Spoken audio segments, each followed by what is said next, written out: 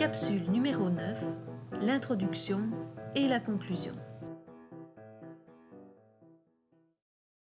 Un texte complet de littérature devrait ressembler à ceci. Une introduction, 2 ou 3 paragraphes de développement et une conclusion. Dans cette capsule, nous verrons comment rédiger une introduction et une conclusion. Commençons par l'introduction. On dit toujours qu'une introduction forme une pyramide inversée ou un entonnoir du plus général vers le plus précis, puisque c'est par elle que vous allez amener votre lecteur dans votre texte.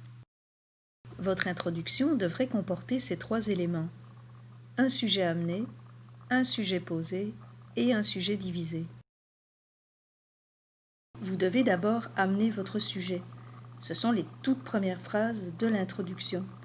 C'est donc ce qui va servir d'amorce à votre texte, puisque c'est comme ça que vous allez amener votre lecteur dans votre sujet. Attention, voici quelques erreurs à éviter lorsque vous rédigez votre sujet amené. Évitez tout d'abord les généralités qui sont sans rapport avec le sujet, ou encore de remonter trop loin dans le temps. On évite le fameux « depuis que le monde est monde ».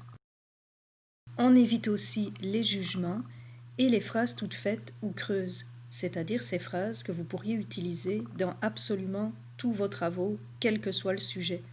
On pense par exemple à « Dans le cadre de mon cours de français, on m'a demandé… » Une fois que vous avez amené votre sujet, vous devez le poser. Le sujet posé, c'est la question ou le sujet de votre production écrite. Pour être sûr de ne pas trop vous éloigner dans votre sujet amené, vous pouvez partir du sujet posé pour formuler le sujet amené. Vous allez ensuite diviser votre sujet, c'est-à-dire annoncer à votre lecteur les 2 ou 3 idées principales qui vont être développées dans votre texte. Attention, évitez de rédiger une introduction trop longue. L'introduction doit amener le lecteur dans votre texte. Ce n'est pas votre analyse proprement dite. Dans la deuxième partie de cette capsule, nous verrons comment rédiger une conclusion. La conclusion est l'introduction en sens inverse. Elle part du plus précis, votre texte, et elle envoie votre lecteur vers une réflexion plus générale. Vous devez donc faire la synthèse de vos 2 ou 3 idées principales. Vous répondez ensuite à la question, ou vous revenez brièvement sur le sujet qu'on vous a demandé d'analyser. Et enfin, vous envoyez votre lecteur vers une réflexion plus large en lien avec le sujet. L'ouverture, c'est la toute dernière phrase de votre texte.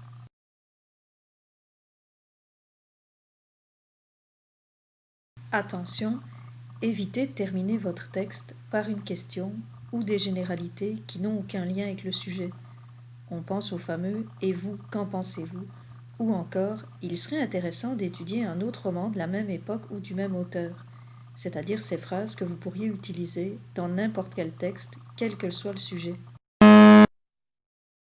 On évite aussi de réécrire l'histoire ou de poser des hypothèses, des questions du style « Que se serait-il passé si Don Juan avait été fidèle ?»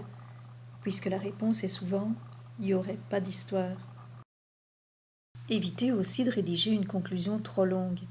Ce n'est pas le moment d'amener de nouveaux éléments d'analyse, puisque la conclusion est la partie dans laquelle vous annoncez à votre lecteur que vous avez justement terminé votre analyse.